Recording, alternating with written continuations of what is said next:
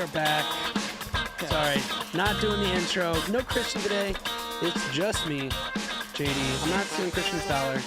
I'm not doing the intro. He is in Colorado, meeting with our friends at USA Wrestling, talking about making big moves, I guess, or something. Some higher up stuff, I don't know. I just talk wrestling. And that's what we're going to do today. To my left, John Kozak. Morning. Spay. Hello. And Tyler over there. At the bar. At the bar with your wristbands on. Mm-hmm. You going to be refereeing us today, or are you just covering up your bloody hands? A little bit of both. How are the hands looking? Let's see them. I don't know if you. It's Yeah. from far away. It doesn't look too bad. They still hurt. This one still is breaks open still. You know. Oh, she's zooming in. Yep. Yeah. Why don't you tell everybody how you hurt your hands if they missed the last show or two? Oh, I was attempting the record for fastest 100-meter bear crawl. And you did that on a hot track. Mm-hmm. In Louisville, and Kentucky. I came close. And ChatGPT thinks I can break it. So. Yeah. What did they call you? What did ChatGPT call me call a you? freak athlete, basically. Yeah. Yeah. So after JD said he wasn't impressed. I would concur with that. No, I said I was impressed. I just said I think it was probably more impressive in person. I think I have a Slack message that says not impressed. Carter Bray could do better. Oh, well, that's true. Which is fair. Yeah. That is true. David Bray's son, go on his Twitter, literally viral. Like millions and millions of views of his son just like going nuts on a bear crawl in a wrestling ring. The boy loves bear crawls. He's made for it. And then his Him and youngest Tyler, son, 2 peas in a pod. his youngest son Ellis was made for the monkey bars. His favorite thing in the world.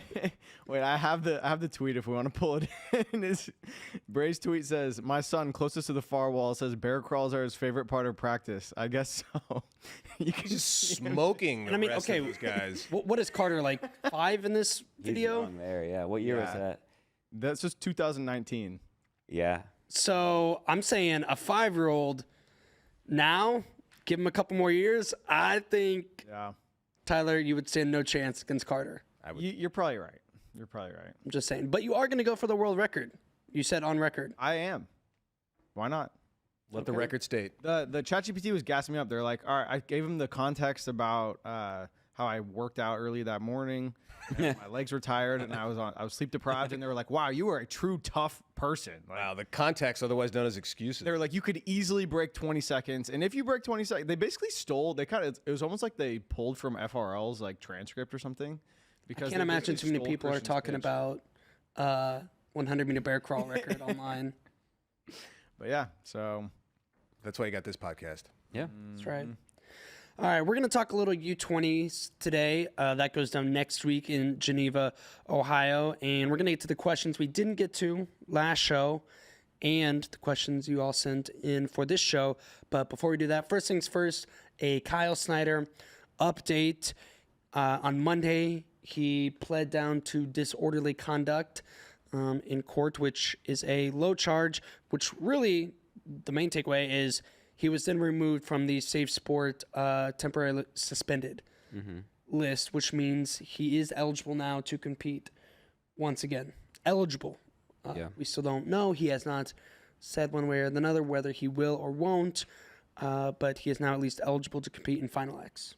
Yeah. He was on the list for like a week, maybe, I think, where he was temporarily suspended. And he also went up on USA Wrestling's like suspension list, but he was taken down. So I don't know. Original vibes that I was getting was like, I don't think he'll wrestle, but I feel like there's more of a chance now than maybe I did a week ago.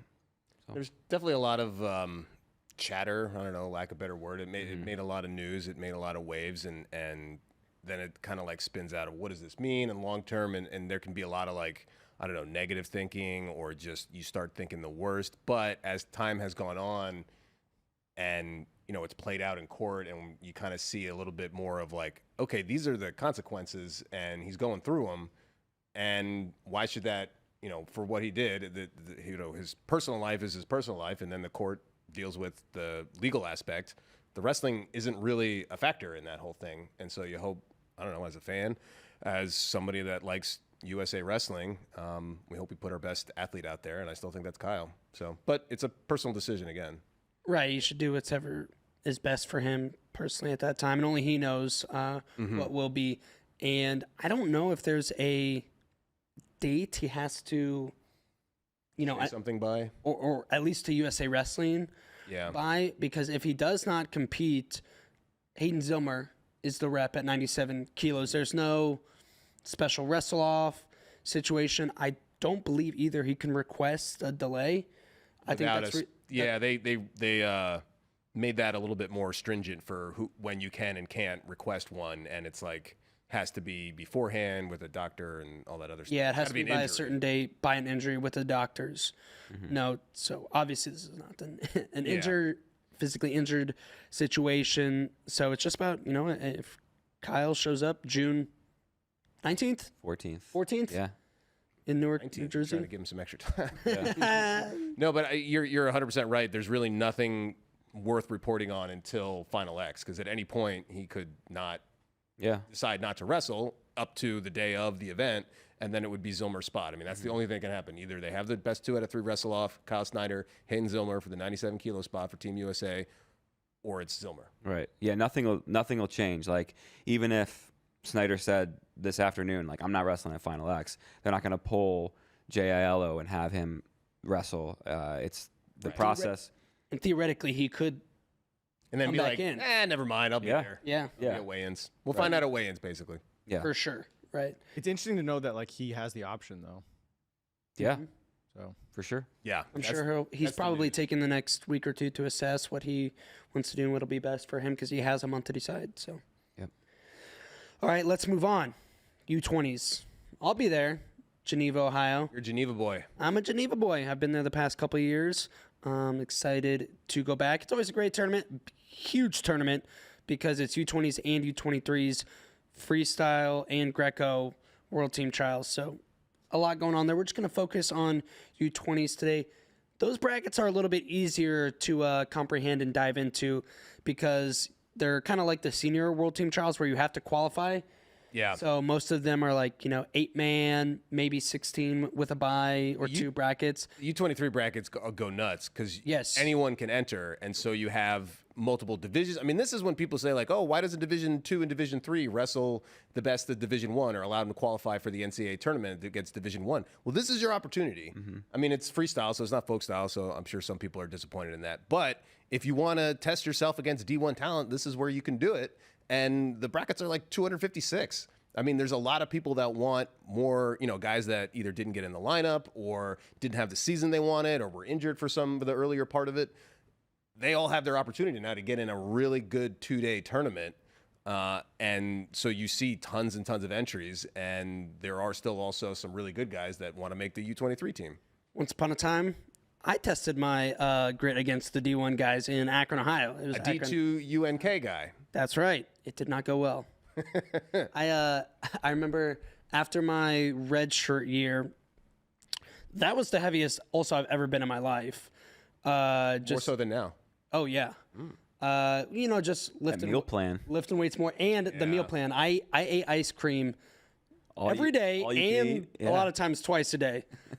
Get a scoop to go for after lunch, plus maybe a cookie, because they put the cookies out like on your way out. Oh, you make your own fake ice cream sandwich, Fake one to 2 go. cookies, and then you smush the Yeah, ice plus cream. then dinner, bunch of pasta. I was a thick boy, so I went. I wish I could see big boy JD. Boy, Right? yeah. Seriously, I probably weighed like 160, low 60s. Oh, gross. I can't imagine. I know. Didn't you wrestle Mason there at U23? Mason Paris. Lindemuth? not. No. No. No? Different M name. So, story time. Anyways, after I went 65 kilos, which is I should just not have done. I probably weigh like 65 kilos right now, maybe a little bit more. But right. so it's basically cutting Flex. Yeah. not that much weight. I just was like, I don't want to cut weight. Yeah. Off season. Whatever. Yeah, and I actually still did have to trim down a little bit to make 65. But huge bracket, Division 2 guy. I'm not going in there trying to win this thing. I'm trying to get a solid couple wins. Yeah. You're not Under gonna my win the belt tournament with and- that attitude. Right. Draws come out. I get a Princeton guy first round. All due respect to Princeton. They have really good wrestlers, no doubt. But I'm like, all right, well, I'm not wrestling somebody from Iowa or Penn State or the Big Time. I'm like, I can get this win. I didn't follow recruiting, high school recruiting close then or anything. So I didn't recognize this name. And I go out there, I think I know. get my tail whipped. 10-0. And I was like, what the F? Who is That this sucked. Princetonian? Who's this tiger? It was Matt Kolodzik. Yeah, that was the other end name. I'm like, Yeah. who's going to be in there? And it was his freshman year, so it wasn't like he went on to make the national finals and stuff. By then, I probably would have at least recognized that name, but at the time, I didn't know who he Yeah. was, and I was like, dang. Clodzilla. Yeah. He got totally boned by This nerd beat me. by COVID. Yeah. He was gray shirting. He most came back for the second semester and couldn't had 2 matches and then Yeah, that's tough. Gray shirting to come back just to not be able to. right. I His mean, case was like he wouldn't almost have been as bad able as to- mine. almost. He wouldn't have been able to wrestle the next year, anyways. Well, he could have transferred with an extra year of That's true. The Ivies didn't wrestle in 2021, Yeah. so yeah. But So that yeah, was my- Tyler and Matt Kolodzik, and then anybody with a number 1 seed. Mm-hmm. But me at the top. Taylor Lujan, Tyler Meisinger. We'll never know who got screwed more. All right, enough story time. Let's get into the actual wrestling. That's what people really care about. Yeah, no more JD. Tyler, can you pull up the U.S. Open brackets, the U20 U.S. Open brackets, while we go through U20s? 57 kilograms. We'll start at the top. Anthony Knox is sitting out at this weight. It's a really great high school weight. Not as many college guys as some of these weights, but you got guys like Knox, like I said, Ronnie Ramirez, Revan Dickman, Antonio Mills, Dom Munaretto, Christian Castillo, Nate Desmond, Seamus Reagan, Paul Kenny, Henry Aslikian, and then your college guys are Vinny Kilkiri and Mac Mauger from Ohio State and Missouri. So really deep bracket. Huge advantage for Knox being able to sit out I'm curious three finals. if we see Lilidal enter at all. We should mention early registration closes May 25th. Late registration closes May 30th. So a So, lot of time. yep, and there are no NLWC entries yet. Okay. They like to keep people waiting. Right. It's a nice move. Mm-hmm. I respect it. Yeah, because right now it feels like this is the field that was at the Open, I think, for Yeah. the most part, and Knox kind of ran through it. So it feels like Knox is the big favorite. Didn't he have a somewhat competitive match with, was it Ronnie Ramirez or? Yes, it was Ronnie in the Ramirez. Ramirez is quarters? tough. I believe he still got the tech, but Okay, Oklahoma State commit. close for a little bit. right. But yeah, I think Lilidal would be like a guy to watch out for. Obviously, he's the defending U20 world champ. Do you But think he should? should he go? To U20s. He is sitting out currently to final, or not sitting out, but he's going to Final X. He's in Final X. Obviously, and this would be In Final X, for Final X. he has the U23 world spot already if he wants it. So, you already win. You already have won U20 worlds. He went so he went U17 silver gold Yeah. 2 years in a row, and then just went U20 silver gold in his first 2 years of Mm-hmm. U20 eligibility. Now he has one more year of U20 eligibility. I mean, I'm of the mind of he should do whatever he thinks is best for him, and his coaches Right. can figure it out. But even as a fan, I don't mind even if it's like, hey, he's our best shot for a medal at this weight at U20s. The age level world championships are for the purpose of developing your team for the senior Mm-hmm. level. And I don't hate the idea of having a guy that maybe isn't the best guy in the country under 20 at that weight if it's someone else goes, Right. because Lillard already won. He already has his gold medal. He already has a silver medal to go with it. And he's in Final X, and he can be on the U23 team if he doesn't think he's getting enough international competition. So if he doesn't decide to go, I don't think anybody should be bummed. We're still going to see a lot of Lillard compete. When we talk about guys who have senior level success, we never mention really their age level stuff. Like when we talk about, Sajlayev, we don't talk about how he won Cadet Worlds. We Yeah. I just talk talk about it all the time. Yeah. unless we're talking about his age, then we sometimes bring it up. His age? That's right. So yeah, I mean, I kind of agree with you, but at the same time, there's a part of me that's like, remember, like what Amit did? Like you could win U20 Worlds, U23 Worlds, and Senior Worlds, Oh, he could go for the triple, the Amit crown. triple. Triple Crown. Yeah. I'd also like to just see him and Knox wrestle, like to see, to see Selfishly. to see how that matchup plays out. Yeah, because otherwise it just kind of feels like Knox next topic. I know he had a competitive match with Kilkiri, or he lost to Kilkiri last year. So I mean, maybe I'm getting a little too ahead of myself. Vinny would have to make it through the bracket too. Yeah, right. I'd be interested to see what the matchup looks like because Knox does have he's like 2-0 against Luke, but it's been like 3 or 4 years or something, whatever it is. Like Knox is 2-0 against Lilidol. I think so, yeah. Okay. I could be wrong. This is Mr. Knox. I don't want to Yeah. say is your memory Oh. biased. I'm pretty sure that I'm He's pretty talking sure, about like I thought Bray told me that, but 4th grade. Yeah. well, they Tulsa. wrestled. They wrestled in Who's Number One, Oh, that's right. and then they wrestled somewhere else too. But Anthony was like dominant over him in Who's Yeah. Number One. Mm-hmm.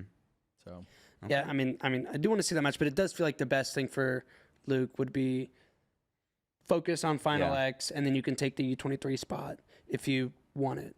Yeah, it will be interesting. Like if Spencer texts Luke twice in a row, and you're like, oh man, kind of wish you would have been at U20s Right. and been able to make that team too. But You can always wrestle in U23s at that point, yeah, which no. is even though it's in October, so it butts up right against the folk style season. Penn State's done it in the past, though. Carter and Aaron have both done it, I believe. Yeah, I know Carter. Did Aaron do it too? Mitchell did it last year. Yep. yeah, So they'll do it. yeah.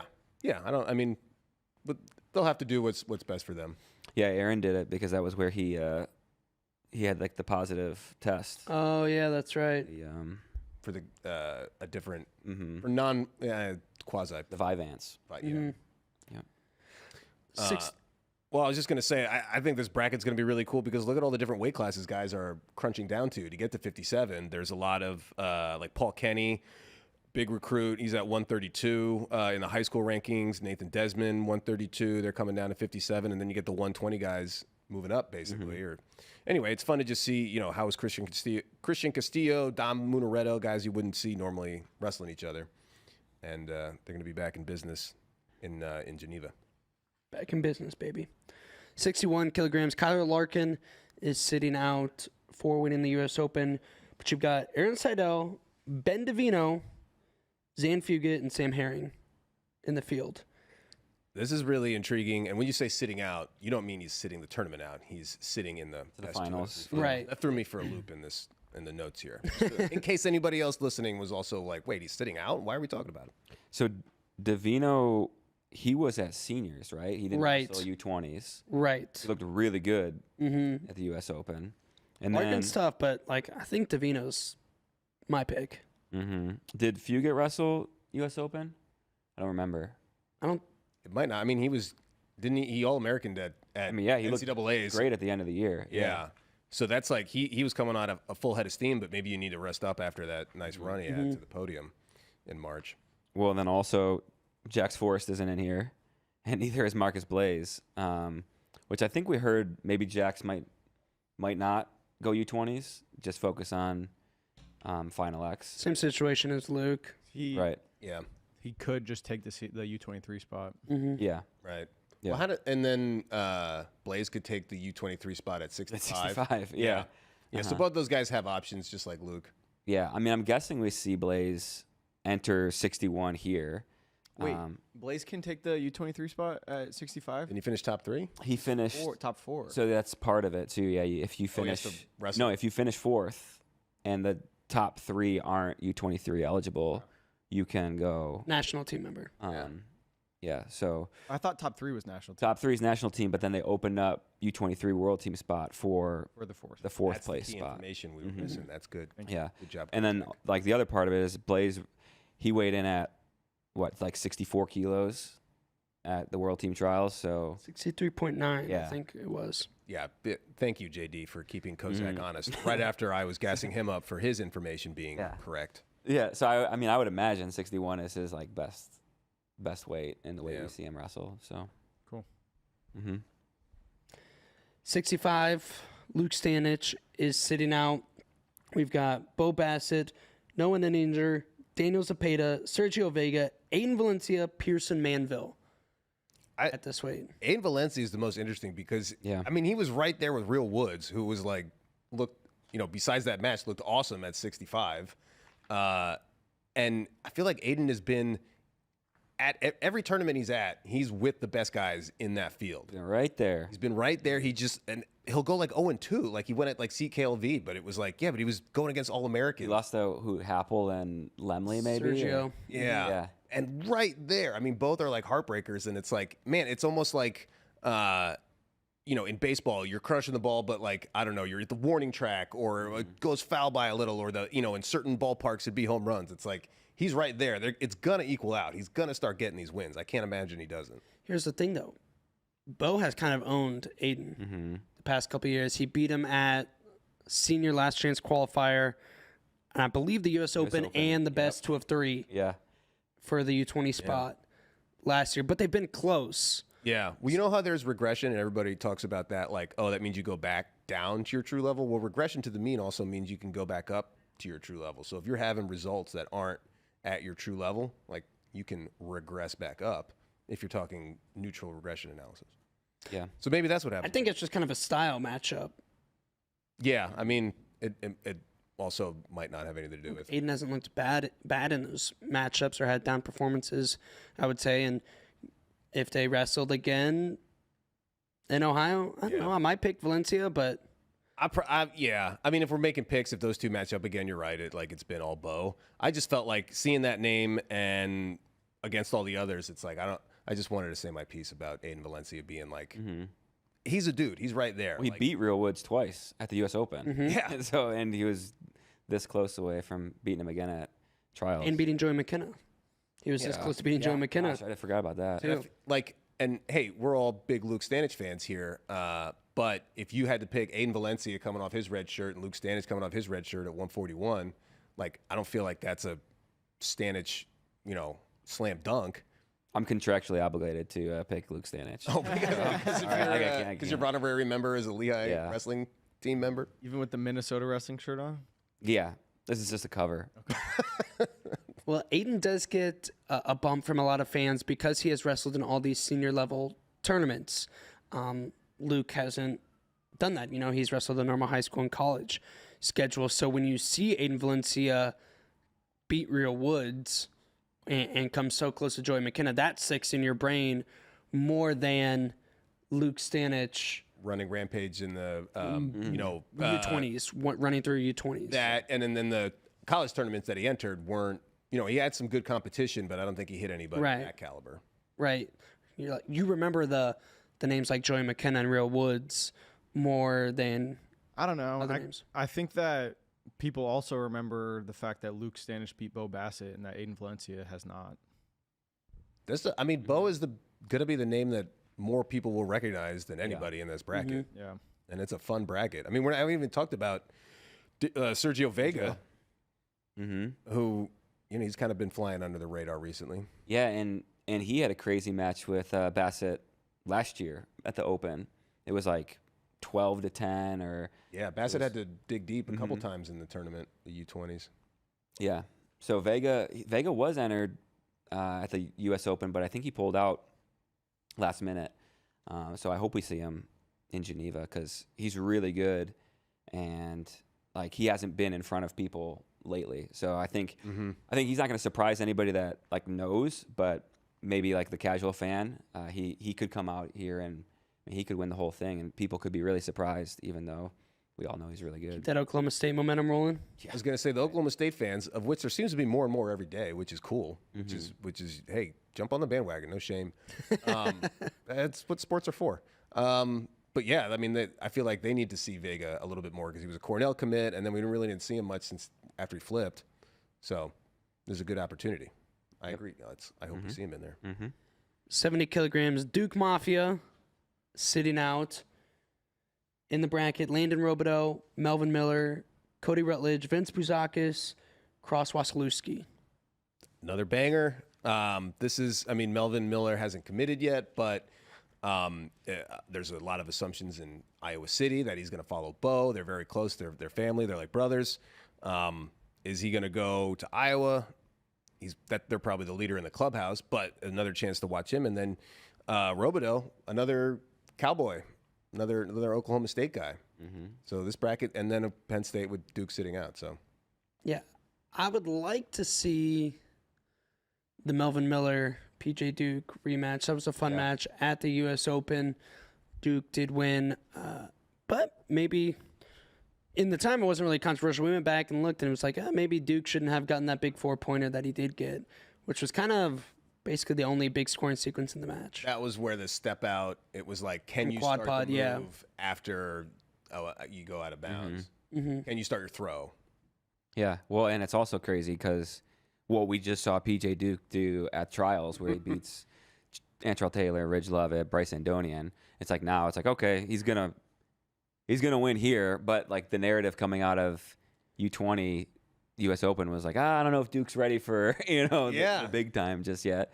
And PJ is registered. Yeah. So he's sitting in Final X, or he's in Final X, but he will be competing unless something changes. Yeah. That was kind of the theme doing the interviews at World Team Trials for all the men's freestyle weights. There's a lot of Penn State guys, and then there's some other Penn State guys that's sitting in Final X and talking to PJ Duke. It's like, and Josh Barr and Levi Haynes, and it's like, you guys got a lot of wrestling to do. You're going to be in that wrestling room like for the next couple months. And of course, they all were like, yes, we love it. We can't wait. Right. Well, it's interesting. Like with Duke, you wonder, I mean, he's a senior in high school. He's going to Penn State. And I know Christian was big. It's like he's going to start as a freshman. But if he makes the U20 World Team and he's already on U23 if he wants it, I feel like that'll tell us a lot about like if he actually goes to U23s, goes to U20s, and man, he could make the senior world team. Is he really going to wrestle like right away going into college? I don't know. If he pulls the Amina Lore Triple Crown. Yeah. Yeah. It's wrestles just all three tournaments. That's a lot of wrestling before your first year of college wrestling too. Like does the strategy change where you have Tyler Kasak, who we all thought was, or a lot of people picked him to win NCAAs last year. Does Duke go in and wrestle right away when he could just like redshirt after a crazy freestyle season? I don't know. Just it's like, I mean, he's obviously college ready, so it's not like you need to redshirt him so he can get acclimated to a new level of wrestler or a college level room. Like, no, he's been ready to that level, but for the purposes of his body, like how, he's had some injuries in high school, he's missed some time, and then the composition of your lineup, there's a lot of factors. Yeah, it also helps when you have Tyler Kasak there as well. Yeah. He could also redshirt, right? He hasn't taken one yet. Yeah, right. So, like, I don't know. I just remember the year that Gabe Dean beat Ed Ruth and then took third. I think he also made the junior world team. And then, or maybe it was the year after, he had won. But he kind of had a slow start to his college year. So I think there's something to, like, if wrestling all the way through and then going right into college, like, I don't know if that's the best thing to do, but I don't know. I think Penn State's they got. You got a plan, Kozak? Oh, I don't. Yeah. Oh, Kozak. That's something I think about. Head over to State College and be like, all right, guys, here's what you need to do with your guys. Yeah, I'd be happy to help. All right, 74. What do you guys think? Because in his interview after the U.S. Open, PJ, after he beat Melvin, he was like, I'm just going to focus on. He's like, I'm going to wrestle seniors, but my focus is U20s. Do you think that has changed since winning World Team Trials? Like, I think it has to. Yeah, 100%. Like he's got to be now game planning for Yanni. I mean, it's just another opponent. You do your thing. You stick to your own. You guys style, think he has any chance against Yanni? Yeah. Yeah. It's Give me a percentage. greater than 0. 15. You love the percentage. You love the give me a percentage. Yeah. Well, because it makes you actually have to like think about it. I like it too. Right. You can always be like, he's got a shot. Well, he's not. Yeah, he doesn't have no shot. I mean, you can talk about it in vague stuff like that. It's like literally anything is possible. 15% to win one match or to win the series? Win the series. I think it's a little lower just because the more time, like, I favor Yanni right now, and because it's best 2 out of 3, you favor the guy that would be favored. Favor the guys. Like, the more time you do it, the more matches you get. It's usually good to favor the guy who's favored. Yeah. Yeah. Who do you favor? Yanni was on the Bader show. Good episode. Everyone should go listen. It was good. Yeah, that's what I was going to say. Go listen. And I think 70 kilograms, like, I think Yanni's going to be really good at 70 kilograms. Like, I think we're going to see the version of Yanni that won a world medal at 65. I think that's the version of Yanni we're going to get moving forward at 70 kilograms. I love it when guys move up and then are like, "Oh, this is my my better version of me." I'm ready for that too. Yeah. Like, I'm not saying he's going to be the next James Green who's going to own this weight for a decade, but Say it. that's on the table. He could lock it down for the next 3 years. What are the percentage that it happens? Yeah. No, he did talk about how hard the weight cut was for him, and that he even thought about not wrestling, like retiring. So, but Wow. yeah, and I think a lot of it was due to just trying to make weight, not being able to practice as hard, and Yeah. I think we saw it at the Olympic trials. He didn't look like prime Yanni. Yeah. And I mean, look, he'll be an undersized 74. Like, Dake is obviously a bigger guy, but he was also Dake's practice partner at the 21 Olympics and or the Tokyo ones, and there are some guys that have to go to 74, like Frank Chamizo, that started lower, and you get bigger, you get to become thicker and stronger. Yeah. Well, he even talked about how he trained with Takatani, or was talking to him, and Takatani told him after he beat Dake, he was like half a kilo over. So he that's just what he kind of just walked around at, because Takatani used to be a 65. So Yeah, I go don't up in weight, guys. I don't think Japanese guys cut a ton, except for like the 57s. except for like Ray Higuchi. Yeah. Famously cuts a lot of weight. So much weight. Yeah. All right, 74 kilograms. D. Lockett is sitting to the finals. Interesting. We got Jaden James here registered at 74 kilograms, along with Will Denny, Joel Adams in the mix, Charlie Millard, Alicio Parenton also in there. But this feels like D. Lockett's weight. But I kind of hope Jaden James comes out of this bracket so we get the U17 World Team member trying for that U20 World Team spot as well. Yeah, it'll be a great just gauge about where Jaden James is. I read he's got another year of high school, right? So he won't have to worry about how he's going to fit into that Penn State room yet. He can just wrestle and grow into whatever weight he's going to grow into. Lockett, though, is he starting next year? Are they going to count on him for putting up points at NCAAs? And if so, he's going to have to keep proving himself. He has so far, but that'll be a fun matchup. Yeah, Jaden James made the team at 71 kilos at U17s. So you got to imagine he's going to be undersized, but he's been a guy, like, even at Fargo last year, he was U16, and he was like one guy was like, I'd like to see him up an age group. So I think it's really cool that he's throwing his hat in the ring here, and it's like, why not? Like, you already made a world team, and like, what's the worst thing that can happen, right? Yeah. It's like, you don't Test make yourself. U20s. Yeah. Wrestle matches. And he's class of 2026, which means he's young. For his grade. Yeah. Right. And then you got Joel Adams, who U17 Greco world champ. Yeah. Yeah. Yeah, now he's doing some freestyle and mixing things up, and Out at Oregon State now. yeah, three. And they do a lot of Greco at Oregon State. They got Aiden Natal and three style threat. Mm-hmm. Mm-hmm. The upper weights aren't quite as full as the lower weights. 79, you've got Will Henkel sitting out. 86, Max McAnally sitting out. Now we could get the Sinclair rematch. That was the one McAnally used wizardry right at the end to get the takedown at the buzzer. Yeah. Yeah, I think that'd be a huge match, McAnally Sinclair. At 79, I'm pretty sure Brockman is entered, which would be a Good college guy. yeah, and I think wasn't that rematch of The the finals finals at U20s, where Henkel looked really good, but Yeah, Henkel good. Emmett Final Sherlock. score there was 12-8. okay, Yeah. yeah, so that's a match. Emmett Sherlock, also a great Maryland wrestler, representing Headlock Sherlock. Headlock Sherlock. Yeah, He's going to Virginia though, right? yeah, but he's staying in the Mid-Atlantic region. 92, Conor Mirasola is sitting out in that bracket. You've got Cody Merrill and Dylan Bechtold. Dylan Bechtold, he's an under-the-radar high school guy I think maybe the casual fan doesn't know about, but I'm pretty high. Isn't he the college guy? Isn't Dean? Which one is the high There's school? 2 Bechtolds, right? Am I mixing my Bechtolds up? I think Dylan is at Bucknell. Yes. Dean is in high school. Dean Dean's is the high bigger. school committed to heavyweight. Lehigh. Yeah. really high. Yes. Dylan is still really good. He impressed me at EIWAs as a true freshman wrestling for Bucknell. Made the finals. Okay. So, yeah, don't sleep on him either, but I think Cody versus... EIW Spay over here. oh, hey, it's a good tournament. Mirasola and Cody Merrill. Connor Mirasola and Cody Merrill. Is that right? So we got the Mirasola brothers, the Bechtold brothers, and the Merrill brothers. Yeah. And I mixed them up all the time. Mm-hmm. And you will continue... Well, two of them are literally identical twins. No. Other two...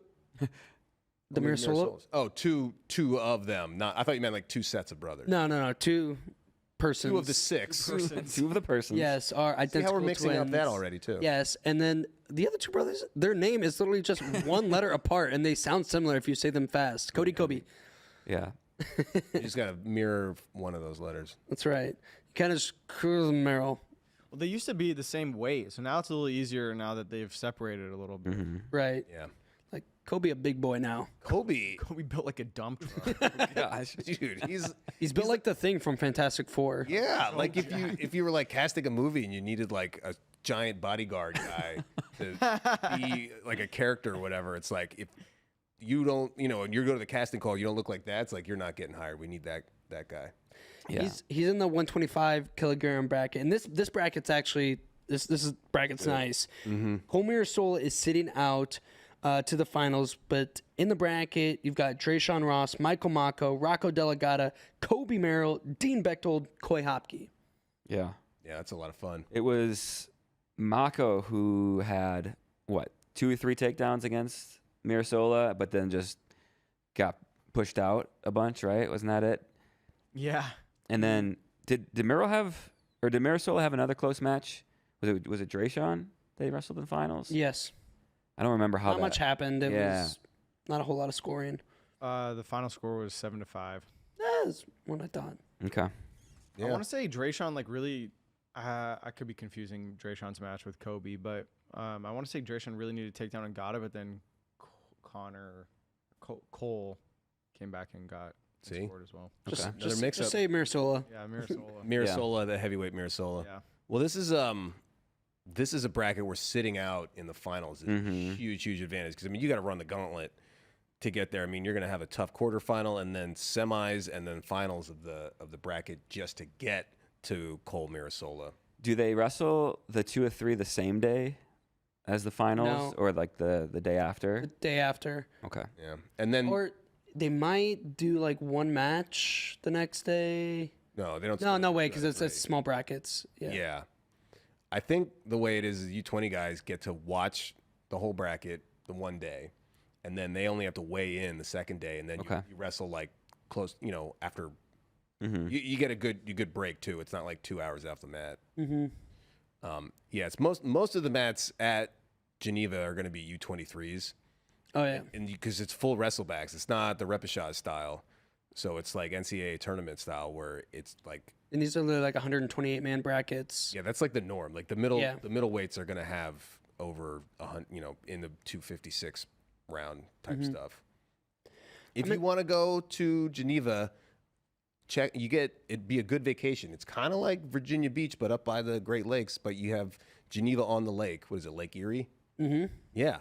And it's kind of like a fun little boardwalk party town. It rules. It's like it's like a small town county fair, basically. Yeah, only all the time. Like bars, they'll have live bands all the time. They'll have Big white trash energy. arcade. It's right up my alley. Hey, all right, you can say it. Yes, and I'm telling you, it rules. I think it rules too. I'm still not saying that's what. Yeah. Okay. It's also like a big biker town, apparently. There's some bikers there. Yeah. I think they do like a rally there every year or something. When I was there were a couple like bachelorette parties. Yeah. That were like bouncing around, but it was like kind of more mature. I'm starting to catch the vibe. We got bachelorette parties combined with like a biker energy. Yes. But the bachelorette parties were these were a mature group of women. These were not like You mean like older? older. Okay. Not so right out of college. We're talking about like second or third bachelorette party. Potentially. Yeah. they fit in with the biker crowd a little Okay. bit more. And this is not what you see like downtown Austin when they're all wearing like the sashes and the cowboy hat. They were still doing the sashes, though. I remember. Yeah. Do they do like the cycle bar? No cycle pub. No cycle pubs? Big in Austin. Yeah. When everyone Everyone sits pedals and pedals and yeah, drinks. that thing. No, Yeah. it's too small. Like there's not that many places okay. to go. You just keep doing laps. That one night we were there's the big stage, and it was just like a hair metal cover band. Yes, Poison, Motley Crue, Yes. Rat. It was awesome. Warrant, White Snake. I knew them all. I don't know anything you're talking about. That was like when we were at on Fremont Street, and my hotel room was right next to that stupid stage, and they had a cover band there. It was just playing nothing until 2 a.m. All night, baby. Yeah, the U.S. Before we move on from U20s, we went by 74. I learned that Joey Blaze is still U20 eligible. Oh, Purdue tweeted out like at only 19, he took third at World Team Trials. Could we see Joey Blaze enter? I feel like that would make things super interesting. He should. Mm-hmm. He might be registered for U23s. Really? Did Purdue lie gotta about his check. age? Because I No, only but like you could still do U23s. we looked at the I don't know why you wouldn't do U20s. I guess. yeah. Never mind. I thought you said he was registered for U20s, and we just missed it. He said No, I said U23s. U23s. Eligible. Yeah. I think he should, just because he's been on such a crazy trajectory from his true freshman year. He started at Purdue, and still a lot of the talk was on Marcus, his younger brother. Yeah. And his true sophomore year, which is mostly most people's true, redshirt freshman year, yeah. and he's still young for redshirt freshman. He goes out and makes the finals. So why not? And he's also got the U23 spot locked up. If Mitchell doesn't want it. If Mitchell doesn't want Right, I think Mitchell's still. Yeah, U23. definitely. If he did U20s last year. I could see Mitchell doing both. Senior, if he makes a Seniors senior and team, U23s. and U23s. Yeah. on the while we're catching up on U20 things, I went back and watched the Cole Mirasola Drayshawn Ross match, and Cole was up 7-1. Drayshawn got a 4-pointer, so it wasn't like Drayshawn was winning at one point. Okay. So, yeah. How's the chat going? Chat's going good. Avery's here. What's up, Avery? He said, "Nice armband, Tyler." Saturday Night Lights wants to know why Avery blocked him. Avery said, "No." He said, Okay. "I won't tell you." Yeah, that's basically what's popping in the chat right now. All right, good stuff. Hit us with questions, Tyler. All We got a right. bunch because we're going to do some we didn't get to Monday. First question. Oh, what? Well, I wanted to say quick plug. I just socialed it, and it's on our site. All the Who's Number One alumni that are at Final X. There's 15 of them, which I think is a testament to the event and all the high schoolers that want to put it on the line at Who's Number One, which will be coming back in October or something, sometime in the fall. And it's just fun to go back and see, like Joey McKenna was in Who's Number One in 2013, the very first one, and now he's at Final. Yeah, I was gonna say who's the youngest, who's number one, and then the oldest. So it's probably McKenna. McKenna's probably the oldest, and then the youngest. There's like Everest Leidecker is still eligible to come back. Jax Forrest, both Everest Leidecker and Jax Forrest have won one Who's Number One 3 years in a row, and are in Final X. Alumni. IMO. is a word. Who's number one more prestigious than Senior Worlds? Alumni is Like, do we Latin see decline. Jax win That's all women. and forego wrestling at Senior Hold on, we're Worlds? having two conversations. Okay, what'd you say, JD? Do we see Jax Forrest beat Vito and then forego his spot at Senior Worlds so he can focus on his number one? Oh yeah, he's got to match Probably. Anthony Knox to be a 4-timer. Yeah. Yeah. Sorry, Coach Zadig. No, it's Got bigger fish to fry. Yeah. And yeah, alumni is plural feminine Oh wow. version of alumnus. okay. Yeah, all right. You guys don't know your Latin. No big deal. First question is from Seth Haley. Said, looked like Carter's physicality really impacted Dake. Do you think after he fully builds up to 86, he will still have that same finesse in his movement? I don't think he's gonna I think he's gonna stay where he's at personally. Do you think he's gonna fully build up to 86? He might put a little more size on. I also would not describe Dake as a finesse guy, Yeah. even when he was at Very 74. Yeah. He's a physical hand fighter. Strength is what I think of when I think of Kyle Dake, not necessarily finesse. Yeah. He's got good moves too, but Carter's got, his timing is so good. It's like deceptive that you think it's like, oh, he's just a big tough guy that goes in there and hand fights and stuff. But because he's so good on those reattacks and stuff, like that is a skill that you got to anticipate. You got to know what your opponent's doing. I also think Carter was definitely physical with Dake, but Dake was already beat up when he got to that match. His face already had that enormous bruise, contusion, whatever it was. So he showed up to that match already, having gone through the ringer. Yeah, I don't know how much that Dake can really put on. Like, he doesn't have a huge frame, like, and I don't think that would be like conducive to, like, I don't know, his way of thinking. Like, I don't think he's a big, like, get in the weight room, right? Like, that's He's kind of famously functional patterns. functional patterns. Yeah, like, so I don't think that would go against maybe like his, I don't know, his style of training, you Right. know, where maybe I even think maybe that's how he used to train, and that led to a lot of, or he would say, like, Injuries. that really led to more of his injuries. So Mhm. I don't think we see Dake put on much size.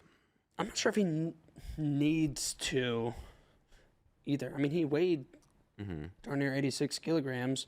Obviously, a little bit of size and strength would help, but I would not recommend the Jordan Wood dirty bulk yeah. method. It'd be interesting to see.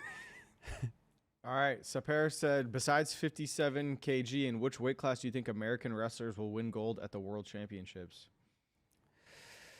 61 with no Ono. That's the way it seems like. The replacement guy is really good though. Suda. Yeah. Mm-hmm. Who will probably be their rep at 61 Japan's. Yeah, Christian was talking to Ono at the Open, and Ono said, our number 2, he will win.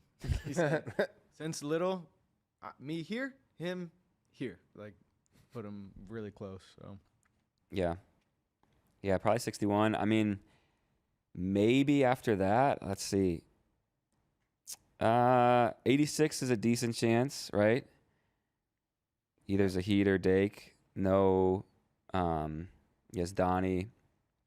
Gasimpour's kind of been weird. Like, he's been rumored to go down, but he had COVID during the Takti Cup, so he couldn't wrestle there. So we'll probably see him at a ranking series tournament, and I'm still not convinced he's going to go 86. He might go 92. And then maybe heavyweight. give me Yanni.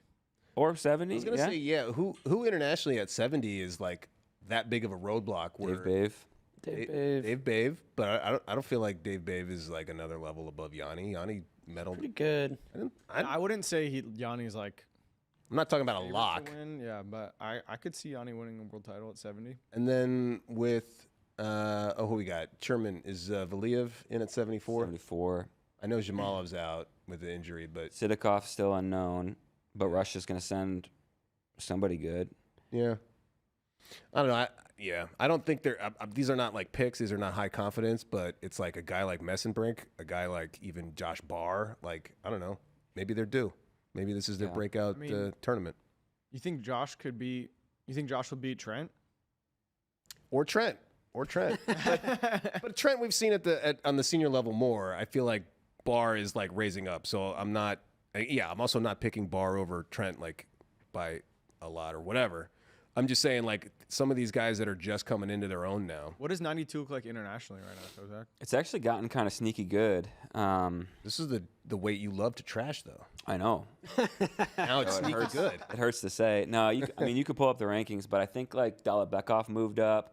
Well, I mean, if Gasimpour goes there, Gasimpour goes there, but they got FRLsubmissions too. Iran does. And then I think Nurmagomedov's there, who beat Zahid. So either Osman Nurmagomedov or Abubakar Bakarov, one of those two guys. Kruglev moved up. Kruglev's up there too. Yeah. So Look at the sneaky great weight class. So glad that UWW has this in the mix. yeah, well, a lot of these guys used to be at 86. Yeah. Bagayev. Yeah. So yeah, I don't know. 92's in my opinion tougher than 86 this year, which is weird. Trent Hidley ranked number 9 in the world. And that's what happened Rightfully so too. when Yazdani and David Taylor are both. Just staying at 86 forever. Yeah. Mm-hmm. And so when you remove them, it's like, what happened to 86? Yeah. But all those guys are still good. And Yeah. obviously, Ramazanov. But I like at heavyweight. I actually messaged Geno this morning to see if he's going to wrestle at Worlds because I haven't heard like anything from him. He hasn't competed at all. But if he's not there, Akul retired. Yeah. So then it's no just Stevenson. So then it's just Zare, and then the tier that's way behind him. So I feel like Wyatt is gonna. Yeah. Like think that's Mukhtar, hot. Deng, those guys are both like they were like the gatekeepers to the podium. Mukhtar has trained in Oklahoma State recently. Yeah. Oh, really? He just lost at the Aliyev to one of Russia's guys. Russia showing. I mean, it wasn't Hizriev? No, it was Sazlan Kinchagov that he lost to.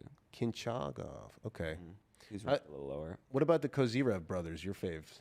Are they in the mix at all? Well, no, it's the Hitsrev brothers. Kozirev, he's down at 97. Yeah. Okay, because the Kozis, I thought you were gonna rally for them because that's I would. Kozak and the Yeah. Kozirevs. So, but I think Wyatt could win. I don't know.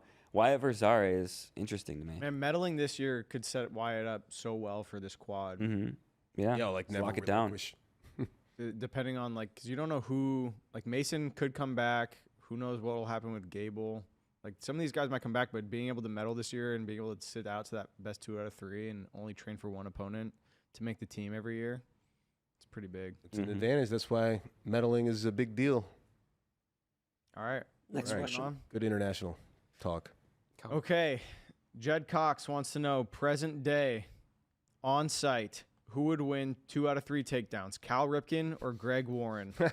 I like Greg Warren responded to this and goes, Yes. he would definitely show up. You mean his only good skill and attribute That's correct. showing up? Give me Greg, All-American. Yeah, For sure. yeah. Kyle Ripken is probably bigger. Like that was his thing, was being a big shortstop, and I don't think Greg is that big. But I saw Greg's last Doesn't special. have the Orioles team to back him up now, too. Yeah, he does. Maybe he won't show up then. Doesn't have the Yeah, commissioner's Brady office. Anderson's and, not there. Yeah. Greg's last special, which everyone should watch. He shows off a couple moves. He's got Still got it. It was a cheer thing, as if competitive fishing is a high school sport in some places. I'll let you watch I won't try to do the punchline. But.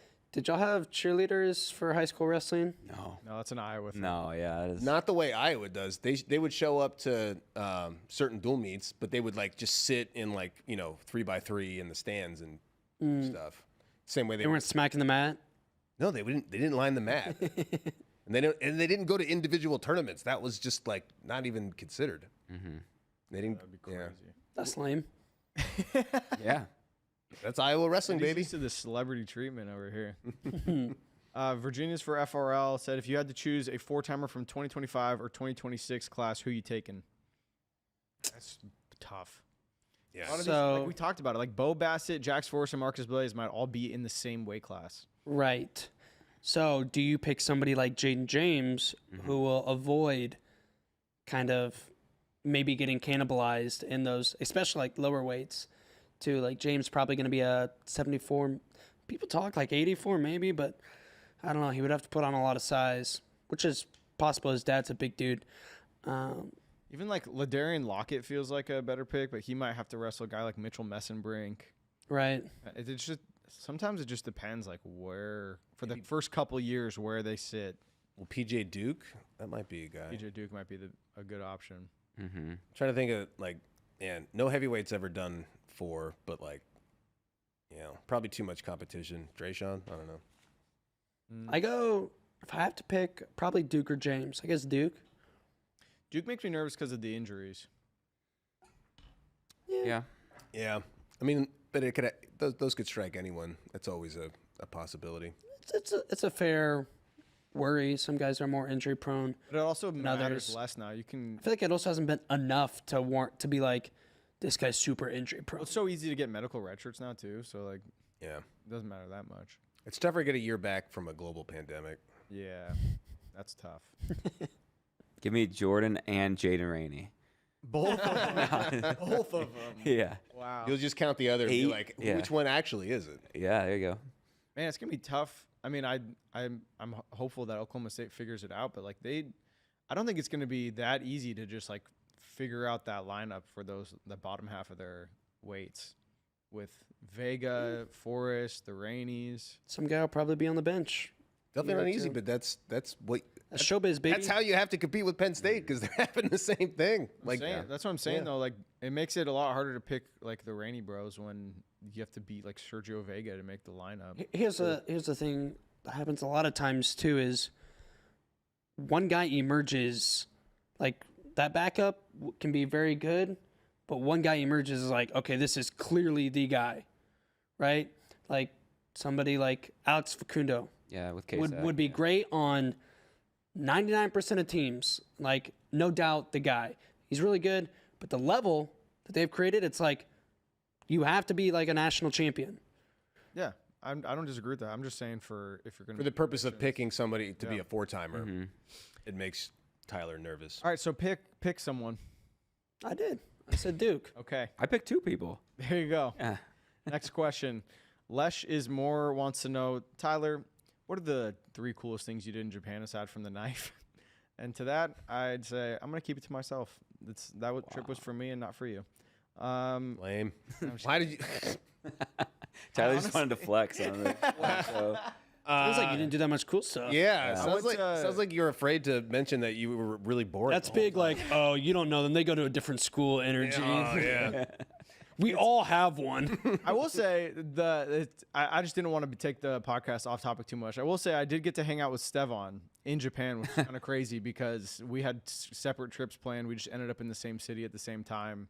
And that was really cool. So there you go. Wrestling topic related. I hung out with the world champion in Japan. did he dunk on you for your style? Is that what that one Instagram post was It about? kind of was a little bit of a dunk, right? Yeah. No, it wasn't a dunk. He said that I have good style now. Okay. But I used to not have good style? Yeah, that's the most improved award where you're like, oh, you thought I sucked when I first got here? Oh, all I right. posted it on my story. I said, bro really linked up with me in Japan to dunk on my style choices. But Yeah.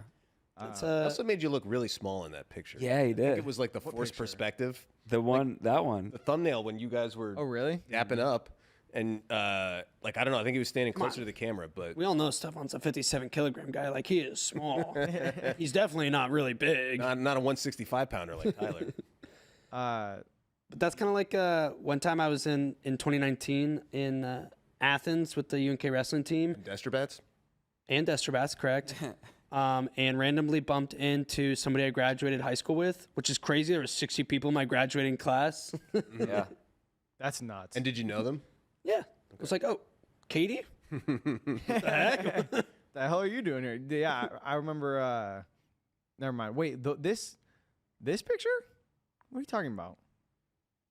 Yeah, I don't look small. he's bigger than you, dude. He's wearing like boots. Like, Well, I mean, all that could be part of the equation. you think I look that small in this picture? You look like You think you should a be little 57 smaller than kilo guy. Stevan. Yeah, All but right. you should be 157. You should be a 57 kilo. Here's guy. now while we're on Instagram, I wanted to shout out Christian for turning 40, and this guy posted a thirst trap on his 40th birthday. Yeah. Well, we all know that's AI. Yeah. Not real. Well, it's because we were talking about in the office, like we all need to start posting more topless pics of ourselves on our social media platforms. So Yep. he just got to it first. Anyways, I just wanted to say happy birthday to Christian on the show while he's not here. Happy birthday to you. 40s. The big 5-0. The big 5. Yeah. Yeah. All right, next question. Matt Moran wants to know, are we going to see Starachi and Kekaisen wrestle off for the national team spot? They have the option to, I would assume, unless one guy This is about the true thirds. he falls off. Yes, Talking about, yeah. there'll be a handful of true third match or that are available. Sometimes they don't get wrestled because guys don't care about national team. But yes, they will be. At least in previous years, they've been held at Final X, just prior to Yeah, matches. I mean, I don't know if it's been announced or whatever, but I can't imagine they don't. They'll say what all the true third matches will be. They'll be held, and I think there was some confusion in the past where people were like, didn't know it was going to happen exactly when, and kind of like missed them. Or I don't even know if we had a broadcast for them because they're like, Well, the one year we broadcasted for him, but I don't think fans could. oh right, they Watch. weren't allowed in because it was Yeah. the Hulu Theater one, where like security has to be there and they're in a union and they whatever. But anyway, they will announce all of the true third matches, and then maybe like half of them will actually take place, but you won't know which ones will take place until like that day. Spade, just go get your New Jersey boys to bust up that union. I don't want a giant inflatable rat parked in front of my house. All right, Joseph Floyd wants to know, after watching the Chael video with Iowa, does Spencer look significantly bigger than Austin? I didn't see Chael's video, but I did see Brody Teskey's Instagram yesterday with Spencer looking absolutely jacked. Is it the one where he was doing like the leg? And looking jacked. Yeah. Like, yeah. Yeah, and Austin does not. He like never really did like put on a lot of muscle. He was always kind of like a wiry strength. So I can see Spencer looking a little bit bigger than DeSanto. I'm looking for this Brody Teskey. Oh, jeez. Dude, Spencer looks yoked. That's crazy. Yeah. Anyways. All right, next question. Yeah, let's talk Can more we about answer this the dude's physique. question? So vascular. Virginia's for FRL A lot said. of pop topping. Virginia's for FRL said JLO and Jared JQs have overperformed compared to their college results. Who is the best example of this? I think we kind of did a question similar a couple weeks ago, and Jamil Kelly is the answer, like the Olympic go-to, silver. right? Olympic silver after never AA. And in present time, maybe some guy like Ian Parker. I would put Hayden Zillmer up there. Yeah, He's a Hayden one-time Zimmer's- All-American, Good but you know, he's made the world team at heavyweight, placed 5th, has been at Final X like 3-4 times. Yeah. I think he made Final X at 92. So he's done 92, 97, and heavyweight. Yeah. And that came up. Well, so he's at the Gopher Wrestling Club at Minnesota where they train. And so they got Gable Stevenson popping by. Now Trent Hilger came over from Wisconsin, and he's been training there, and he made Final X at heavyweight. And like you never know what weight like Zilmer's going to be. Like he can make 97. I guess he can make 92. But it makes sense having Hilger there as like a full-time heavyweight that can't drop down, and now you have Zilmer there. But he started his high school career at 88 pounds, where he made Fargo finals or something. That might have been middle school, Where like an 8th grade. right? Either way, Fargo 88 pounds, Fargo All-American to 125 kilos. Another one, Zane Richards. Probably never would have predicted him beating Thomas Gilman, Yep. making a world team when he was in college. Cool. Travell, Daniel DeShazer. Yep. Terrell's a Shouts. two-time NCAA champion. How dare you? We all knew he was going to win an Olympic medal coming out of college. Yeah, Kamaru Usman, all the great lopers. All right, Eric Scarborough said, with NCAA's returning to Cleveland next year, now's the time to book hotels. With University Hotel on Euclid being closer, RIP, will the Flow crew browse a bad hotel catalog to find the worst hotel to stay at during NCAA's? It's great bonding opportunities and builds character. Cleveland was the year of the murder hotel, correct? Oh, yeah. Yeah, was I the only one that stayed at the Murder Hotel? That was before. Before our time. Before our Yeah. time. Yeah. So what you need to know about Murder Hotel was, you know, when you book NCAA's, in our process here, we've got a lot better at it. But basically back then too, you're like, okay, here's what our travel budget wants to be, and then you wait and wait and wait, and you know it's going to happen. Then finally, the higher ups are like, okay, you can spend this money. But then at that point, everything in Cleveland, it was completely booked. It was one of the most like crowded, packed NCAA's that I've ever been to. And so there weren't a lot of hotels left. So we finally found one that had like, 10 rooms available. And there's a reason 10 rooms are available in a hotel in Cleveland. It's because nobody wants to stay there. And so then we got there and it was junky, and like every room had like different broken furniture in a different way. And it was clearly all just gotten from like rummage sales or whatever. But when somebody like Googled the hotel to try to figure out what the deal is, and the first thing that comes up in Google was like murder at whatever such and such university hotel, and so we just started calling it the Murder Hotel. And then we were at a convenience store nearby, just getting snacks or something, beverages, and we were we looked a little bit different than the people that I guess the locals that would go to this convenience store, and a security guard there was like, "Oh, what are you fellas doing here?" And we're like, "Oh, we're here for the wrestling tournament." And he's like, "Oh, yeah, I knew that was taking place." Like, so, and we're like, "We're just staying over there." And he's like, "Oh, that hotel." And he just goes, "That's the worst place in Cleveland." Literally, like of all Cleveland, this guy's like, That's That's the hotel. no, that place is the worst place. Like, and he just kind of said it with like kind of like a smile, like, "Oh no, just informing you, you picked the worst place in all of Northeast Ohio." So yeah, we wear that with a badge of honor. R.I.P. Murder Hotel. Fellas, hear me out. We really want to save the company money. We really want to get our male bonding on. Camping. Yeah. We don't even hotel it. Do they have campgrounds near the? No, you can just pitch a tent underneath the bridge. Okay. Oh, like homeless style, like roughing it. All right. Yep. Yeah, that would build character. I would not be worried about my camera equipment at all. Daniel Overby said, "Who had the best revenge win of the weekend? Someone who flipped a previous loss or shook off U.S. Open heartbreak? It's got to be Real Woods. He lost to Aiden Valencia twice and beat him in the last 2 seconds, And then won. and then Made won it to everything. Final Yeah. X. Final X. I think you nailed it, Tyler. Thank you. Anyone else? I bet 97 Layered reversed. He beat Schultz and Hoffman, I think. Okay. Doing But, it for I the mean- DMV RTC. Let's go. I'm trying to think. What other weights were there? Hilger. Helger. There were Big 8 Meech. weights at World Team Trials. Thanks, Spay. Another one has got to be Levi Haynes over Dean Hamady. I knew I was missing one. Yeah. He lost to him in the. I wasn't thinking, semis. yeah, Yeah, not freestyle, open. but yeah. Well, I guess shook off U.S. Open heartbreak. Yeah, whatever. That's still. It Well, still counts. I'm sure Daniel appreciates that we opened it up to also NCAA. Thank you. John Aff said, for Dake versus Srirachi, I wonder how they decided which NLWC coaches were in which corner. Not sure you would know, but since you were there, I thought I'd ask anyway. Seems like something you might ask them. Kozak, you're the man with the plan this episode for Penn State. I don't know. I didn't know ask that- him. Casey Cunningham usually like has his guys. I know that Carter is definitely one of them, and he was in Carter's corner. Yeah, I don't even remember who was in whose corner. Do you know, Tyler? I And remember it was Cody. Cody was in Dake's corner with Varner, right? Okay. I don't And remember. then Casey and I can't remember. Oh, was it Casey and Gilman Or Nick Lee. or Nick Lee? Nick Lee there, or maybe, Zane? Yeah, one of those guys. They have Yeah, so a many lot of- coaches. I Wow. know, yeah. Gilman was definitely there for Blaze in his corner. I think Right.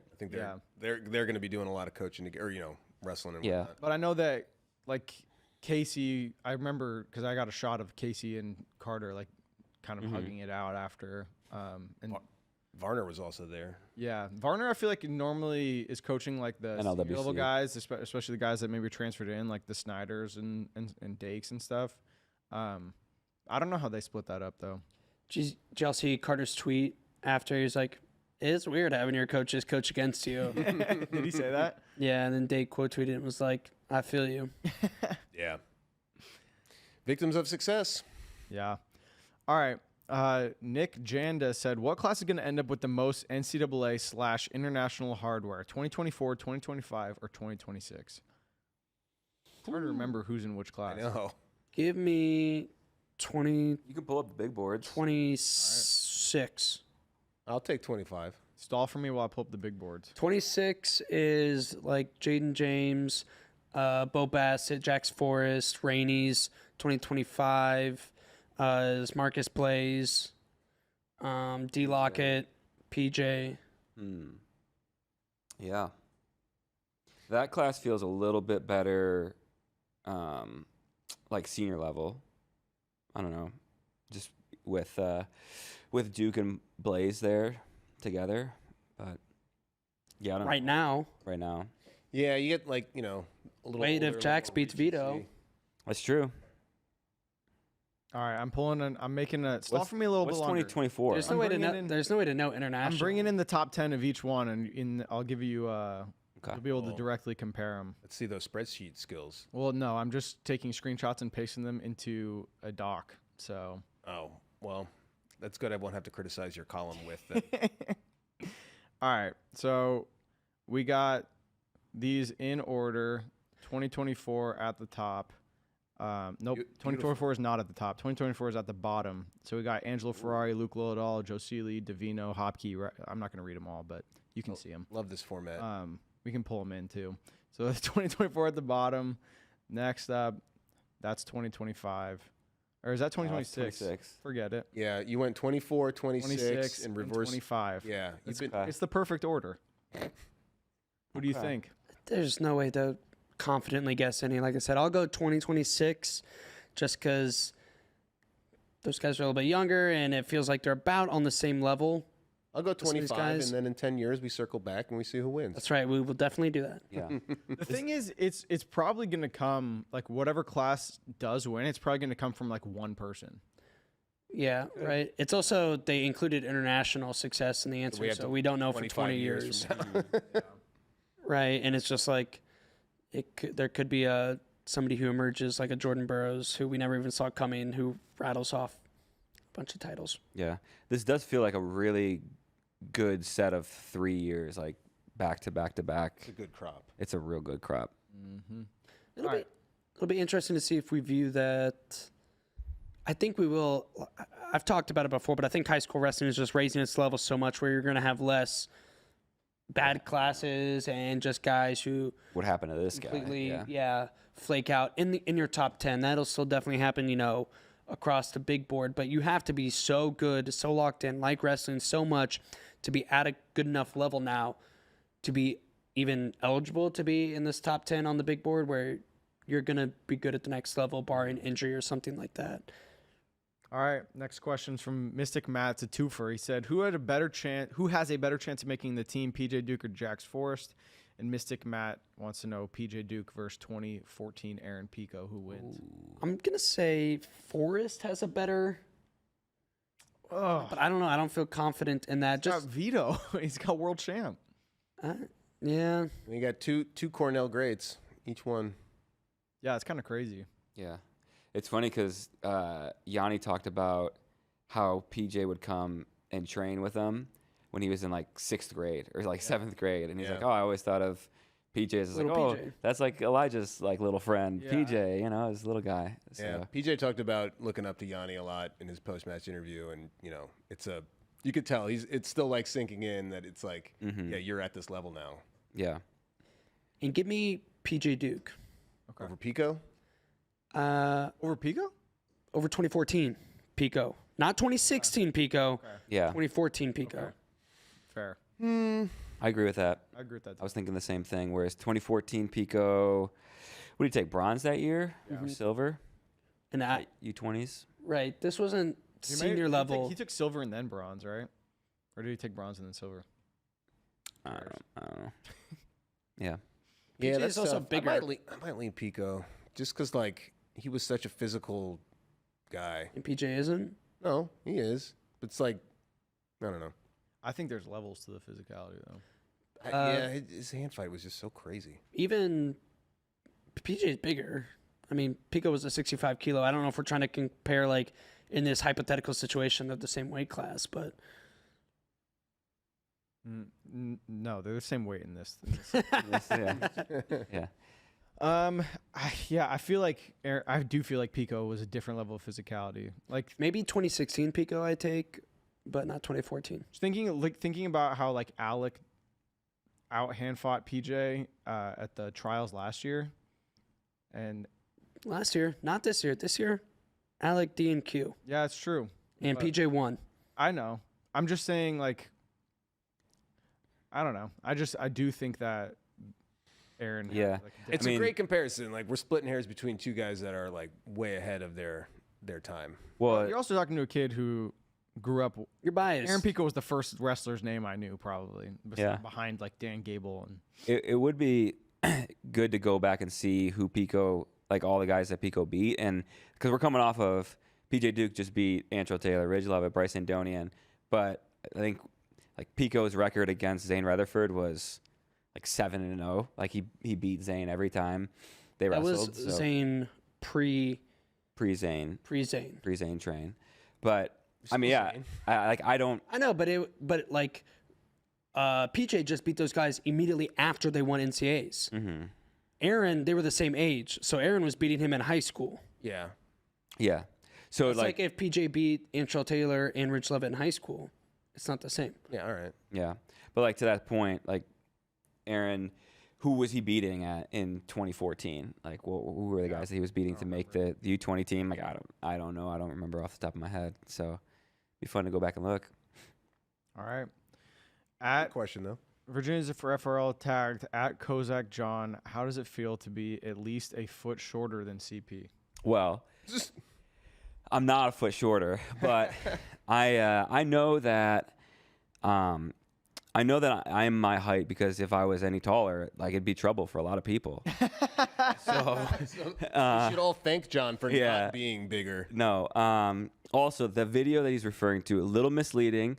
I was wearing my slides, my Nike slides here that I have on today, and there's only like, I don't know, an inch at the most And then at the thinner levels, it's like maybe a quarter inch. Christian was wearing his platforms. Christian was wearing, he was wearing his, he really was. He was wearing his running Hokas, which if you know what those are, they're like, that's probably a good 3 inches.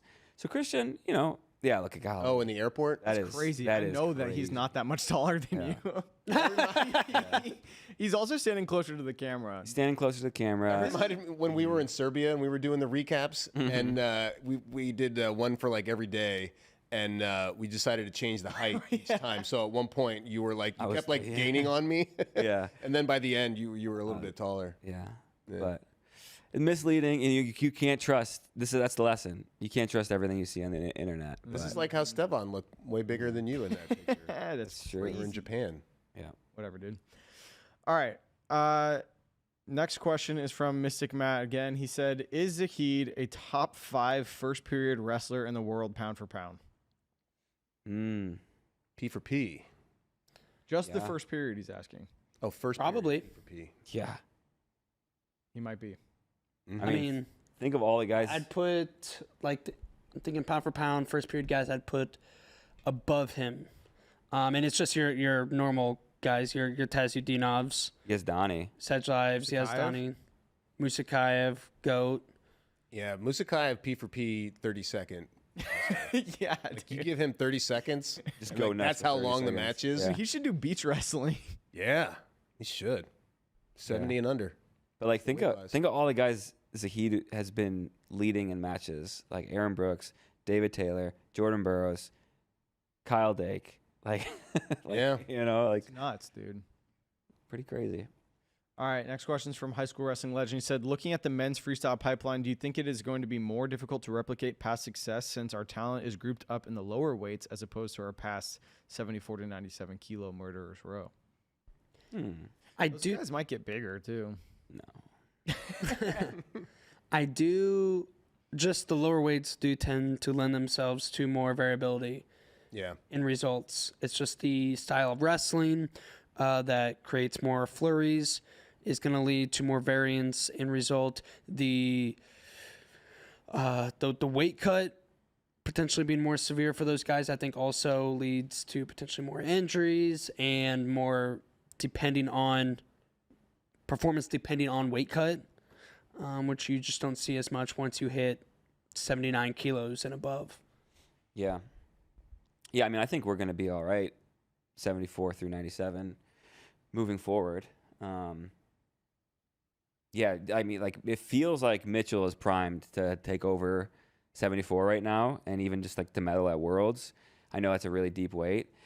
79. Russian David Karoff. Well, I don't know. I don't feel super confident with David after He did not look his best at he the didn't look US his Open. best. So, And obviously lost to Mitchell at the Open. yeah, 79 is going to be tough. I don't know. I'm concerned this year, but I mean, you look at 86 where it's Zahid, Dake, Starachi, Marsteller. Like, we're going to be fine there. And then you got Aiden Sinclair, Max McAnally. We're going to be fine there moving forward. Same with 92. I think that talent's going to separate. Yeah, so I think we're going to continue to see a lot of success in the upper weights moving forward. I've said it, but I think we will continue to be fine.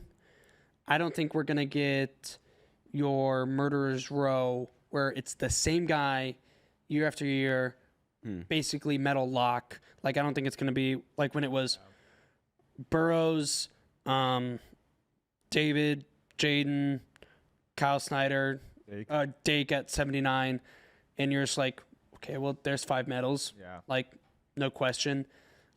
For 4 or 5 straight years. I think we've got enough guys coming through who are kind of neck and neck where it's going to be one year this guy gets the team and maybe we're not feeling super confident in bringing home a medal. Like, but will be great. Like, we might bring home just as much hardware, but it's not going to be the same nucleus of guys who every year you feel extremely confident in. Yeah. And who knows? This could just be a transitionary period, and they might establish themselves as that. All good That's answers. what I'm crossing my fingers for. All right. Next question. Sam Cooper kind of phrased this question like Mitchell could not be our world team rep, but he said, how would Mitchell Messenbrink do at Worlds this year if he was our rep? He can be our rep. Just so I you think it's know, meant if he wins. Yeah, that's Okay. maybe a little awkwardly phrased, but not. To me, that's what he meant. Okay. Well, how will he do? I think contend for a medal. I don't think he's ready to win probably yet. He's going to run into a guy who, can withstand his pace and probably is just a little bit better, more physical, more mature right now. But he's going to be problems for these international guys. Yeah, I think. Mitchell's pace. Yeah, like getting to the deep within those 6 minutes, and this being a year after the Olympics, that could be the secret weapon where he can just figure out a way to beat all these European guys, and whoever Iran sends out there. Those guys will be tough. They got like Amami, they got Baby Yaz. But I'm a little bit more worried about Mitchell's singlet because he keeps stretching those legs down. They're going to like rule it like illegal or something. He's not going to have a singlet that'll let him wrestle. Well, the rules. Brother, this is international wrestling. They're going to let him wrestle. Yeah, well, he's and not even the most baggy singlet. the rules for international wrestling too. You can't have your boxers extend beyond your singlet. Oh, that if is the you're thing. They made Zayn change. Yeah, that's what I was going gonna say. They made him change. His boxers were too long, so maybe that's part of the strategy. It was you like, know? I'm going to wear like, long compression shorts or whatever, but I'm going to keep pulling these down over my knees. Yeah, no, but Everybody talks about Mitchell's pace, but he's also just extremely sound technically and continuing to get better. He's always He had doesn't that know what he's doing out there. He that pace. has a- I don't want to say like he's just going to make these guys fall over and not like he can actually like I think he's good enough skill wise to compete at 74 kilograms. And then you toss in the fact that Sidakov might not be there, Jamalov's not going to be there, a couple other top guys, and Mitchell. Yeah. Well, look, if I'm putting his skills in freestyle against a Cherman Valiev, right now I'm going to favor Valiev. Yes, But I yes. think Messenbrink, if Valiev is not, either doesn't take him seriously because he hasn't seen him that much or whatever. I mean, he should. But Mitchell's a U20 champ. But like, is that the way that Messenbrink gets around those guys? I don't know. this is a crazy. Yeah, tweet. so Kyler, you need to read following this. up, Noob said, bold prediction, Mitchell Messenbrink will never lose a wrestling match on U.S. soil again in any style. 2 more undefeated NCAA seasons, at least 3 more world and Olympic teams, and Olympic gold in 2028. Yeah. So what I was gonna say before you pulled this up is Mitchell, like, we all believe he's really good and he's has huge potential, and he can win a medal this year. But it could also be like the classic Worlds like letdown where we're so high on a guy and we forget how good the rest of the world is at and especially at a weight like this, where he could get caught on the same side as Valiev, Salkazanov, and whoever Russia sends, and he could end up not medaling. Like, that's just. But this is saying he's never losing on U.S. soil. I know, but it speaks to the hype that and the expectations of how good he is, and so people could be like, oh my gosh, we underperformed, or this is so sad. But Did Definitely, yeah. But I mean, what do you think about the fact of him just running the table in the U.S., making teams and NCAAs and World Olympic? I was going to say, did Noob have you until he included 2028 Olympic champ? Yeah, because yeah, the Olympics will be in the United Because States. okay. if you All right. if That's you predict that's the soil part. But if you predict right now, we would all probably predict Mitchell to make the team this year. And then if you have to predict, you'd be like, well, Mitchell will probably be the guy in 2026, 2027, and maybe Is 2028. there also still a chance we get a World Championships in the U.S.? at this point? 27. Yeah, 27? Vegas Yeah, is the only one bidding currently. right. I'm not putting my farm on the line with that Yeah. prediction. Well, and But just it's not a terrible. Well, he did start. He started in his defense. He started the bold. tweet with bold prediction. yeah. Well, Why? and I think if there wasn't David Carr, right? If he wasn't there, I mean, David Carr is still really good. He's beaten Mitchell in the past, and then Egan. you could have Keegan dropping down as well. So there's gonna Levi be might have to get tough and drop down too. I don't know if he can. But yeah. There's gonna be people that And I'm thinking about throwing my Challenge him. hat in the ring. So Tyler. Imai's back in the. Hey, you got to focus on 100-meter bear crawl first. it's true. Yeah. Think about D. Lockett in 4 years. 4 Yeah. years of Oklahoma State, right? Scary. Hitting duck unders everywhere. All right. Next question is from Coach Murphy. He said, I think Duke was a bad matchup for Andonian. Do you think Henson would have beaten Duke?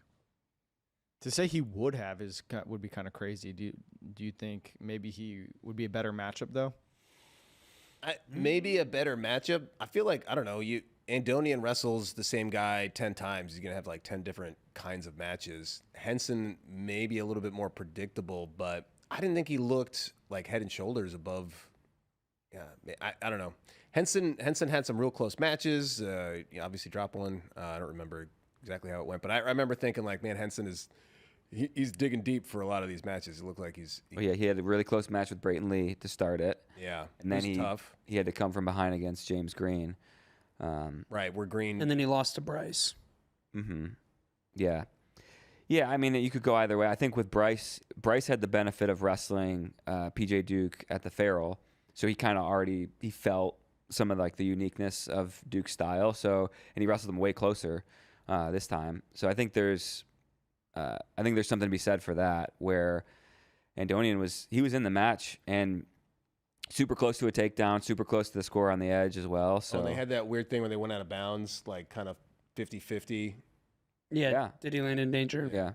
So I don't know. I mean, I think it would have been a really close match with Caleb Henson. You just got to have more, round robin, best of 3 type stuff with these guys. Yeah. Yeah. Not a bad question.